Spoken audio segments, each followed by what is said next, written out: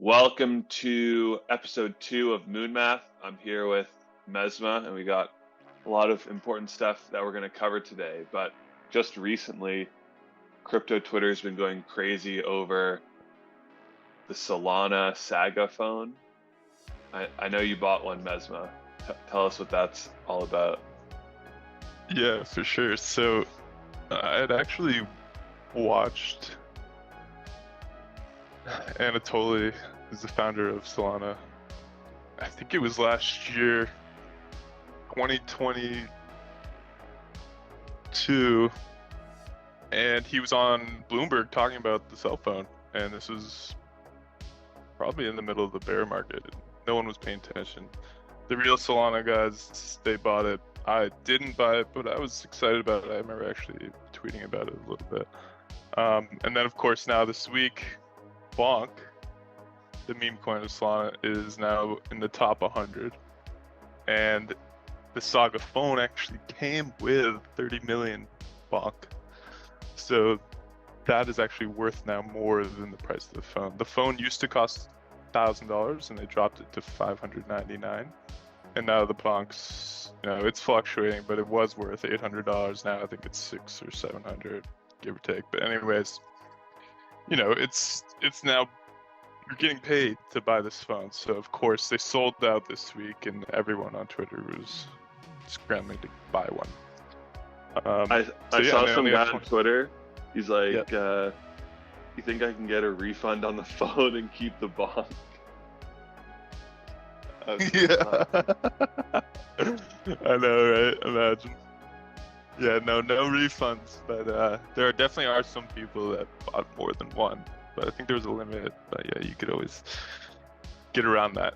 Anyways, it's exciting because regardless of the Bonk, you get an NFT, this Genesis like Solana Saga NFT that I'm sure will be, putting you into a lot of whitelists, or you'll get airdrops.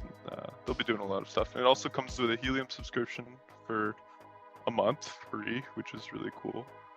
So you can start mining some mobile coins, which are going crazy right now. So yeah, it's exciting. I can't wait to get the phone. I'm waiting every day to get it. Was the Bonk airdrop always included, or was that just a recent addition? I think it was included from the start, and there was some call it FUD recently where people were wondering if they're actually going to fulfill the promise now that so many phones were purchased. I did a little math. I was like, oh, how many phones might have been purchased recently? I didn't know there was a total max of 20,000 the other day when I purchased it. But I guess I was thinking, maybe 10,000 phones were purchased this week. And I think that was about right because there's 20,000. I think several thousand were purchased over the last year when it wasn't hyped. So yeah, there's only so many of them, and I'm not sure exactly. I think they're going to be releasing more, and they're going to come out with another phone. But the cool thing is this original phone from the lot of 20,000 does have an NFT with it, and yeah, I'm excited to see what they do with it. So is it based on Solana's own hardware, or do they use a different hardware for the phone, like a Samsung or something?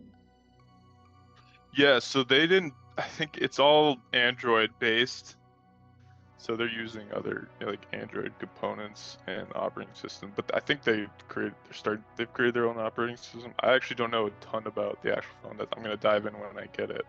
But yeah, they do have their own DApp store and everything, so it's not relying on Google or Apple or anything like that. That's cool. Yeah, there's a lot of crypto projects that are trying to make their own app stores. Like some of the DePIN stuff. I think DIMO is going to try to make their own app store where you can buy and sell data. No, that's awesome. Yeah, no, Helium should be doing that, like, because they have so many projects now that are coming out using their network, like DIMO. So that'd be cool. Yeah, Apple makes like so much money from their app store. It's insane. Yeah, that's Anatoly's goal. I think he really wants to get into that duopoly, break it down, see if Solana can do it. I mean, they're 20,000 in. I think he posted some meme that was funny about how It's like the meme with the 3 dragons, and one of the dragons is looking goofy, and the other 2 are just looking at him. Yeah.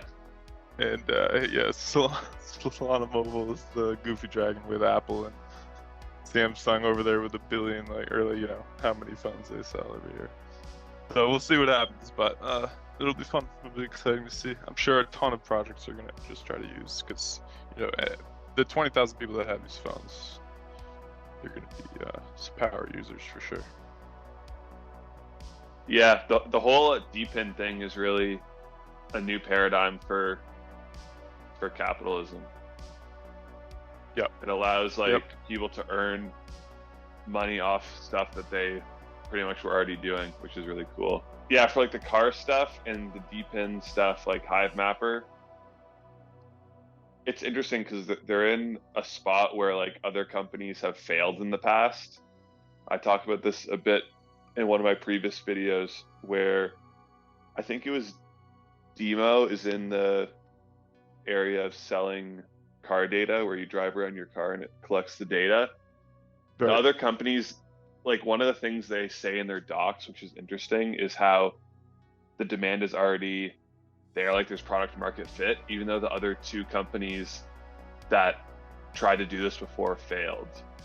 And we're gonna have to see if that's because there wasn't sufficient demand for the data, or if like the companies just like sucked. Because one of them is called Autonomo, and that did a SPAC in 2021, and like I'm not sure if it's like IPO'd or like whatever the IPO equivalent is of a SPAC, but they started out at a 1.4 billion valuation, and now they're like at 50 million. So that's down like 99%. Brutal. Like at one point they had like, I read like they had 250 or 275 employees at this company. So big headcount. I think it was probably a VC thing. Oh wow. And then the other company that did it is called Wejo, like WEJO, and they were on the NASDAQ, and then they got delisted, and they had to do like a 14-to-1 reverse stock split. So or they went bankrupt. No, Wejo went bankrupt, so they got merked. So it was a whole graveyard. It's a graveyard pretty much. So if they can come in and figure out a good way to sell the data sustainably, then they'll succeed, but it's not looking too great. Yeah, I just have a concern with companies like Tesla being able to figure out their own way to have their version of this, but especially if all the car companies in the future converge. There's a lot of merging and acquisitions, that type deal. Because yeah, at the moment I think they have a big opportunity over the next decade or so, while we still have a ton of different car companies and a lot of gas companies, or gas cars that aren't. Yeah, that don't have the technology to record all this stuff, then I think they do have a chance. But long term, yeah, I'd be a little concerned. Yeah, there's the car situation. Well, there's some car companies where you don't have to plug in the DIMO thing to your car. Like Tesla, you physically can't. You have to use a web app. Okay. But for, I think, Ford and Toyota, they also have an app that you can just use, but it either like Toyota takes a cut or it just gathers less data than the physical DIMO AutoPi thing. So you make less money. Yeah, gotcha. But yeah, this whole incentivization mechanism that these companies have it's really like a good marketing campaign, and it's going to help decrease the cost of data for bigger companies as well, which is good. Yeah, no Helium is working with T-Mobile, I think it is. So you can actually, I know one of my buddies was looking into getting on Helium after I informed him of it, and he was wondering about when he goes abroad, how does that work? And I think it can just automatically switch to T-Mobile's abroad network. I think that's how it works, but I still have to look into that. So they have options, and they are working with the big providers. So I'm sure they'll bring a couple more on, or and they're probably getting a little worried, the other competitors as well. Probably jealous of T-Mobile right now, but I'm not really sure how all that works exactly. But yeah, they're definitely shaking up the industry for sure. And these companies, I looked at them the other day, like AT&T, Verizon, they do a lot more obviously than just provide cell service, but they're $100 billion+ companies, so it's a huge market. I think Helium's like $1 billion something, so we'll see. It's exciting. Yeah. For other DePIN projects, you're still keeping up with what Render's doing, right? Yes. Still holding all my render. I actually started providing liquidity on the Render Sol pair on Radium on Solana. Okay. So there isn't actually a lot of liquidity on Solana right now because there's still a lot of people holding the Render pair on Ethereum. And a lot of exchanges, I think, are just starting to move over their Render to Solana. I'm not exactly sure how or when that's all going to finish. But right now, yeah, there's not a lot of liquidity on Solana, so you can provide some. You can get decent APY. And Yeah, Render's been doing great. Yeah, it's been great. I'm new to providing liquidity, so I'm not really sure about the impermanent loss, and especially in these concentrated liquidity pools on Radium. You don't provide liquidity all the way from 0 to infinity. You provide it in this concentrated zone, so the impermanent loss can be a lot higher.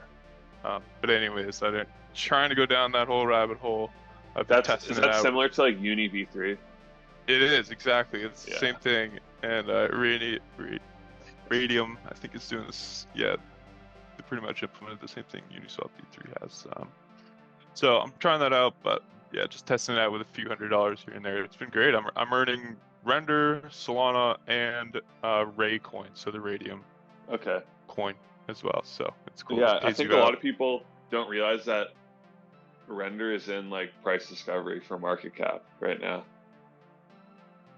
Yes, yeah. So Render is, you're right. That's a really key point. People look at the all-time high of $8 something back in 2022, I believe it was, and no, it's because they've had some inflation since then, right? Yeah. There's been some more Render, distributed to everyone that actually provides the service, and yeah. So now that it is actually at all-time market cap, like you mentioned, so people don't realize that.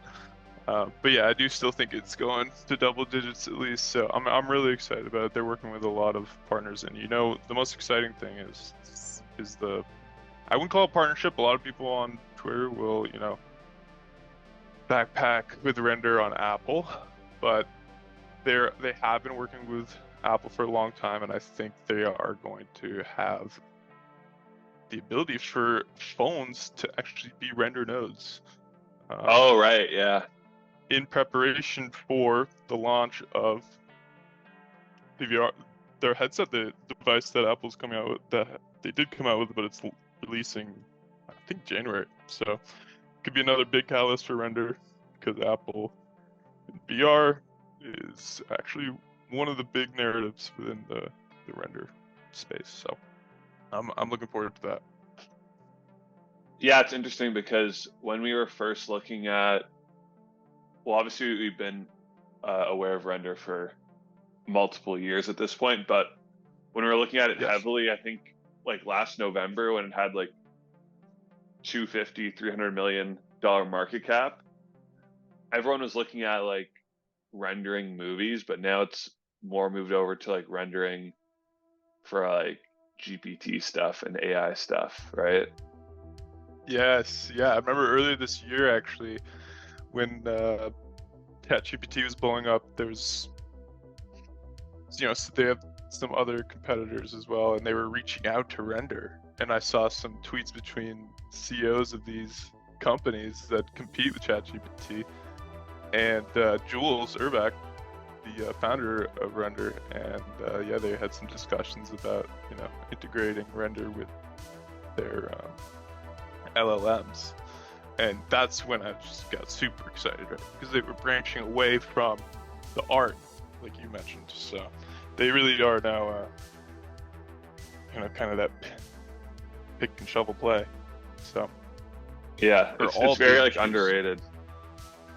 Yes, and people are waking up, but yeah, it's interesting. TAO, Bittensor. Yeah, That was one I actually was trying to buy on the Bittensor exchange before it was listed anywhere a year ago. Sadly, I didn't. I just went all in on Render instead. But TAO now is actually the #1 coin in the AI category, so they have taken it. So there's some beef between Render and TAO on Twitter, which is interesting. But honestly, I think they'll work together long term. But I think Render's still my pick because LLMs have to compete. Now, Bittensor is more than that, and since it's decentralized, it should do well compared, competing with these other ones like ChatGPT, which isn't decentralized. But Render is the GPU, right? It's what's actually going to make all that run. So I'm more comfortable holding that one. But yeah, I'm excited for the future of Render. Let's talk a bit about these BRC20 plays. Yeah, that's been crazy. I remember last time we were chatting a little bit about it, and I was pretty interested in pizza, which has done really well. But everything's done well in there, right? We're seeing Sats now. Top 100 right there with Ordi. Sats is just like a meme coin? Yeah, so Sats is it's very similar to Ordi, ORDI, which is a BRC20 meme coin. And it was one of the first ones made along with the Ordi. And it's now in top 100. But on CoinGecko, you can't see it in there because the supply right now is blank. So there's no rank right now. So if you go on CoinMarketCap, you'll actually see Sats in top 100. So I think that's important because we're seeing more than one in the top 100 already for BRC20s. That's insane. So I wouldn't be surprised to see more. But the next ranked BRC20s are, 700, 800, 1,000. You got ComSats in there too, doing really well. It's a lot going on right now. And OK Coin, I think, what is that exchange? You know that one, OKX or something? Yeah, they've onboarded them. I think BRC20s now. The volume there is going insane. So is the these liquidity exchanges good? are all waking up. Yeah. Binance is on Ordi now, and I think a couple others. Yeah, I'm just waiting for some of the big US. Like imagine Coinbase listing BRC20s or Gemini or any of these other ones. It's gonna be massive. Like Robinhood. Robinhood's so slow. I don't think they'll do that for a long time. But just imagine that, right? We're already seeing BRC20s in top 100 without huge exchanges already onboarding, except for Binance. Now they're the biggest in the world, but there's a lot more out there still waiting to list. Yeah, one interesting thing about these, like obviously every crypto cycle, there's new chains that pop up and gain attention. The way that people are marketing the chains now is through like meme coins, which is really interesting because usually meme coins are the last thing to pump. In 2021, all these L1s had like their ecosystem funds, if you remember. Like Avalanche had like 200 mil and like bunch of others, like Phantom had one, Harmony had one, but now I guess it's like a new strat because this whole run up that we've had until now has pretty much been pushed by like Solana mainly, and then meme coins.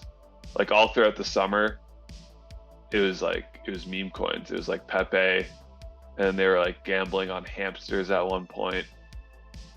So I think that's what's going to bring a lot of people in to the ecosystems. That plus airdrops.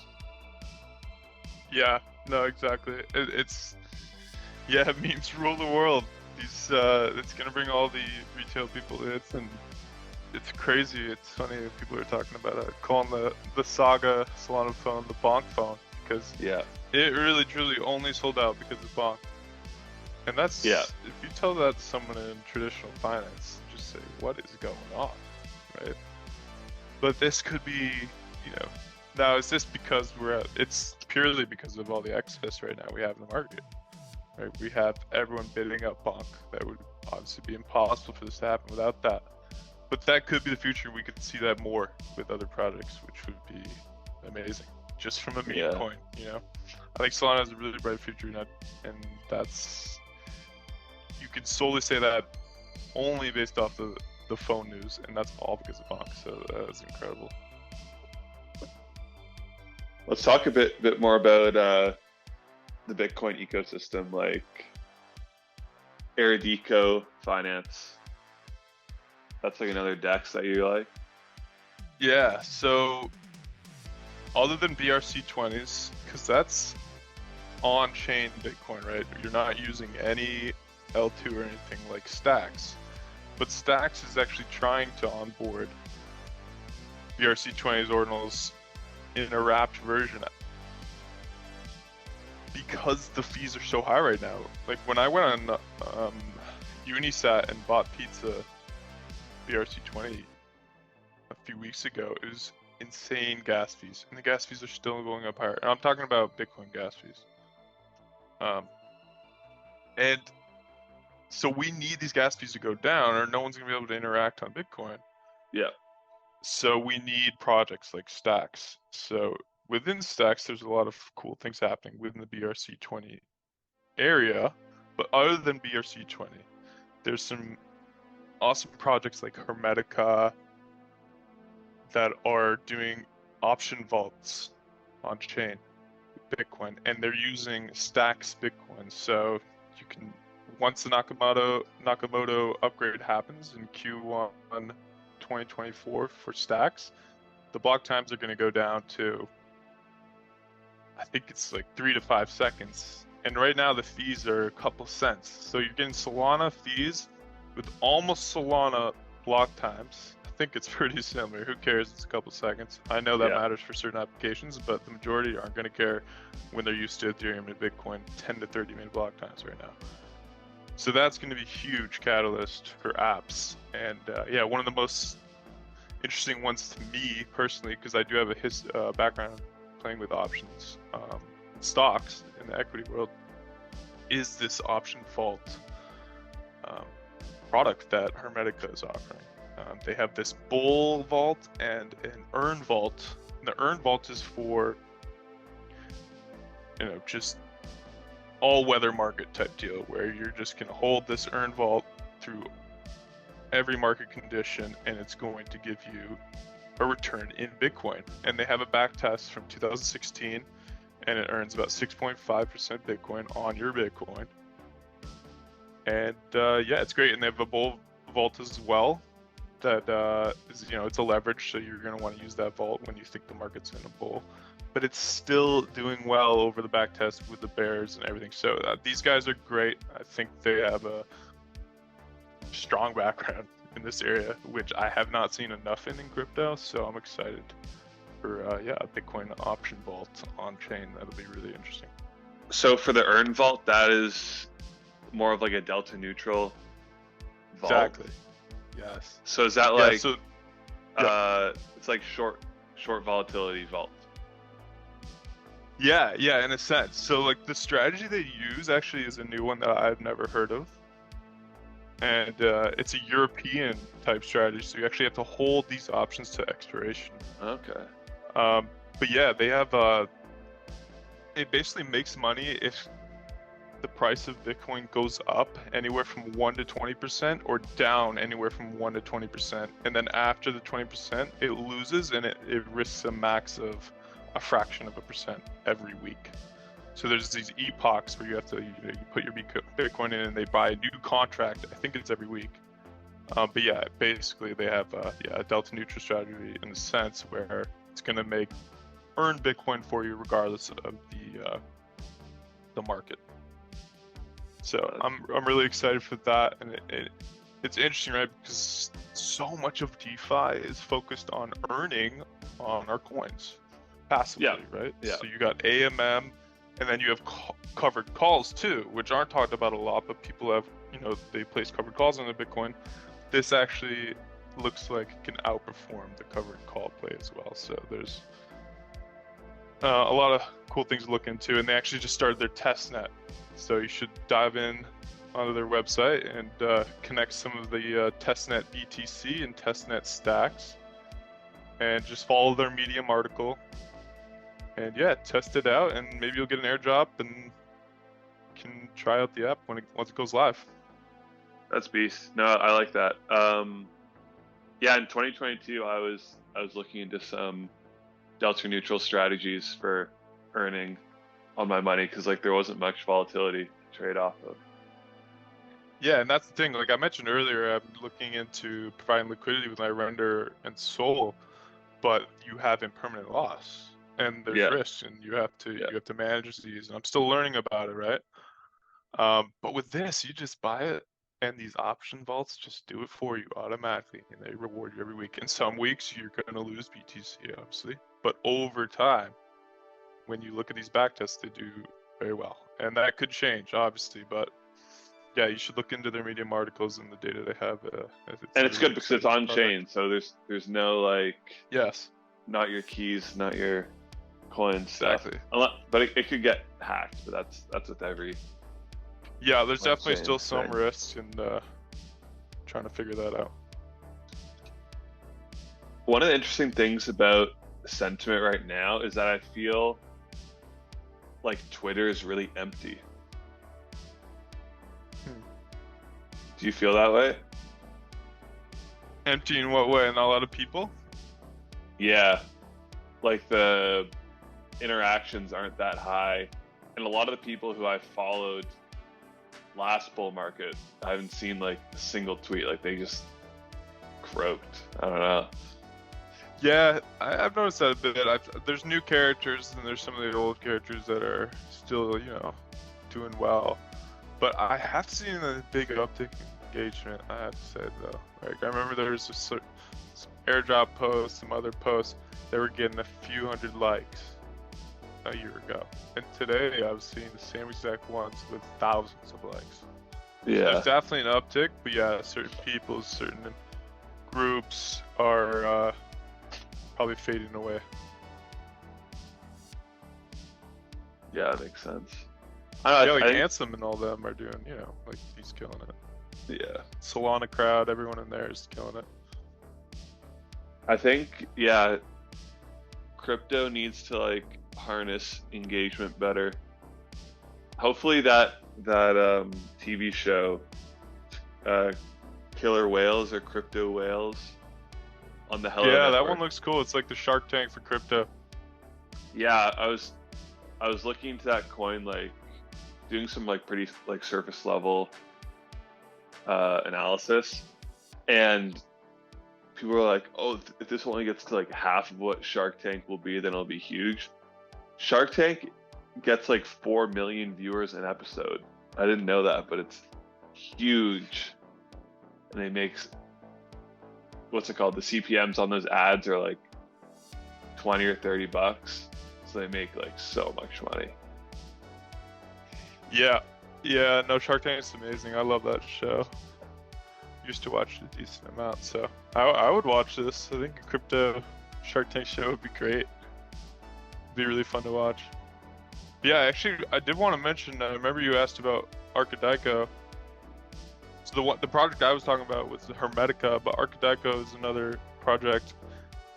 It's actually the only other project I know of that I think has a tradable coin other than Alex that's in the DeFi space within the Stacks ecosystem on Bitcoin. So Arkadiko, ticker DIKO. I haven't dived too deep into it yet, but it's a DeFi product where you can earn on your Bitcoin, and you also can create a stable coin as well within there that you can use in the DeFi world within Stacks. So they have some really cool products. You should check out their site and dive in. But I have a little position, small position, but it's very small. It's like a couple million market cap, but they're doing some really interesting things, and I'm excited to see where they go. Yeah, fair. You want to talk about runes a bit? For sure. Yeah, so this is an area I don't know a lot about at all. It's just starting. but it's something you guys should all keep an eye on. I remember we mentioned a little in the last episode. This guy named Casey, I think he was the one who started the whole ordinals movement. He just released some more information on the runes project he's been working on, which is supposedly better than BRC20, stamps, ordinals, and I think they actually go live on the halving, so that should be around April. So the Bitcoin halving. So a lot happening there. I don't understand it completely, and I think a lot of people are scrambling to try to figure it out. But it's going to be a whole new area where you should be able to do the same things as BRC20s and ordinals, but in a lot easier, better, safer way. So definitely worth looking into. I'm sure it's going to be a frenzy. But yeah, we'll see what happens. Yeah. In the future, I definitely want to look into more of these DePIN projects. I was like deep on the IOTX website, like looking up all these projects. And like there's a lot of them that like aren't really like much yet, and some that are like new versions of like play to earn. There's this one where it's I forget the name of it, but it's like meditate to earn, and you pretty much meditate, and you have to buy this piece of hardware, and you like strap it to your head, and then it like it measures your brain waves, and then you can sell that data. No way. No way. It's that's crazy. What's the product called? Here, give me a second. I'll see if I can find it. Yeah, I'm curious. That sounds cool. There's gonna be a crazy amount of. I think Apple's best position for this once they have their wearables collecting more data that actually will benefit you in a health sense. They're already doing that, but it's gonna get way like crazier. They had STEPN, but STEPN was just like a farm. Yeah, STEPN was cool. That was cool, but yeah, like how is it gonna last? You need to have someone purchasing the data. The data is valuable. Yeah. That's why AI will be great for blockchain if we can figure out how to get accurate data from people. Oh, it's IOTEX.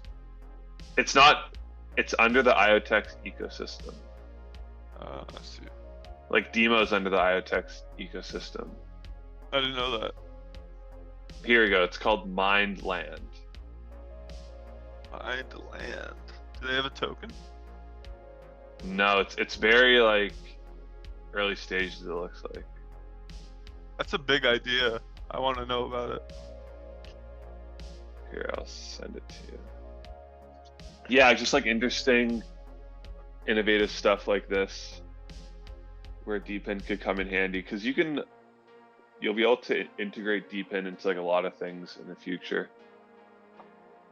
Yeah, just having a whole system where you can securely provide data to bidders and get earned for it, all on crypto, right? Like we were talking about Genomics DAO.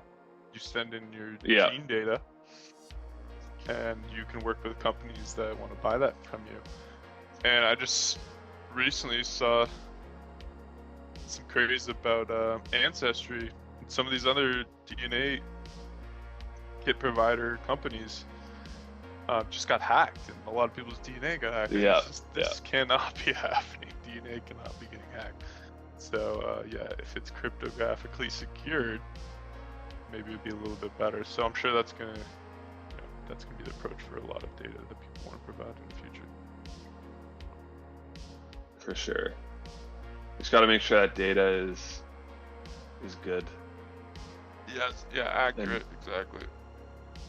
Yeah, that's one of the things that Geodnet is trying to improve on. They're trying to improve on the accuracy of satellites by having like these little satellite devices that you can put on your house or like on your business that will help make the satellites more accurate. Yeah, it's cool. I've been really meaning to dive into GEOD once you told me about it. sounds really interesting. They do seem to be having a little bit of revenue. I'm sure you could let everyone know about DePIN Ninja site too. They're now Yeah, as a new site. where do you You can tell find that? people about it. I saw it on Twitter. Someone created it. I think the founder of it just posted about it the other day. Just went live, I think. Yeah, it tracks all the DePIN projects and their revenue and market caps, all the stats related to these DePIN projects and rankings and everything. It's great. So it's definitely worth checking out. Yeah, it's interesting because for these DePIN projects, I'm not sure that the best way to get exposure to them is to buy the token. Right. Because if you think about DIMO or Hivemapper, when people get the tokens, they're just going to dump them because most people are looking for passive income, and a lot of these have really high emissions. Like GEOD has high emissions, even though they're going to do a halving on. They do a halving annually on June 30th, so it'll get better in the future. But they emit a lot of tokens every day. I think if you have like one of their miners, you can get like 4 tokens a day, which at this price, it's around like, let's see.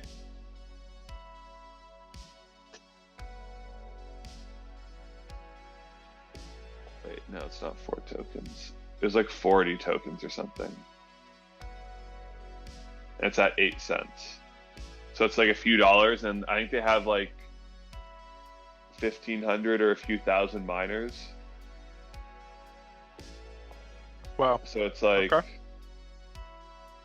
so it's like almost like 200 grand a month of sell pressure on it, and only 30K a month in revenue. So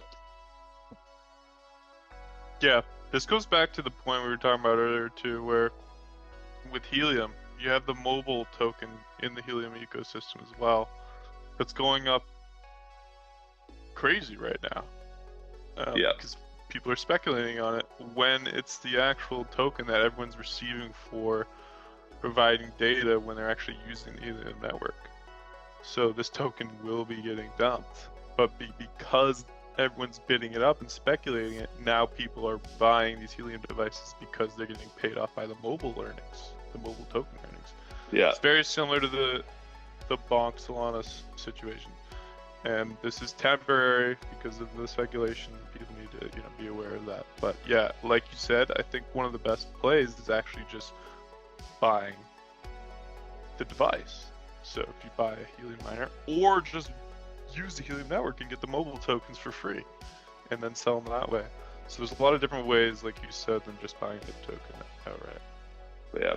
In the future, I really want to dive deeper into these AI coins, because there's not really many that I know about. Like obviously TAO, Render counts as like an AI/DePIN coin, but other than that, what other coins are on I know the there's a radar? couple other really good ones right now that I don't know anything about, so I'll admit that off the bat, but I know that they're contenders, and that some really smart people that I follow on X are obsessed with. So the first one is AGRS, and then the second one is TAU. So not TAO like TAO, but TAU. So those two projects, definitely check them out. I'm not going to mention anything about them because I don't know much at all. But yeah, worth checking out. I think TAU or AGRS at least is maybe even top 100, top 200. But again, it's one of those situations where it's not ranked yet because the circulating supply is blank on CoinGecko. That's going to change just like it did for Bittensor and TAO, and everyone's going to wake up because that situation happened with Bittensor and TAO. This is key. Like, this is where you get, this is the alpha. The alpha is knowing coins are there, but no one knows they're there, right? Yeah. And they're great coins. Like, you could have, even before, even after the chance of buying the TAO on Bittensor Exchange, like I mentioned, I almost did. Sadly, I didn't. You could have still bought it on when it was on CoinGecko, but it wasn't actually listed as and it didn't have a rank because no one knew about it still. You could have bought it cheap. So there's a lot of opportunity with just understanding CoinGecko itself and how many people are going to actually see projects once data is input into the actual token on CoinGecko. Yeah, for sure. Okay, well, I think I'm going to wrap this up because we have like less than a minute left. Sounds good. Yeah, thanks everyone for listening. Make sure to subscribe, follow us on Twitter at GaleymanCrypto and at Mezma00. We'll see you in the next episode. Have a good one. Peace.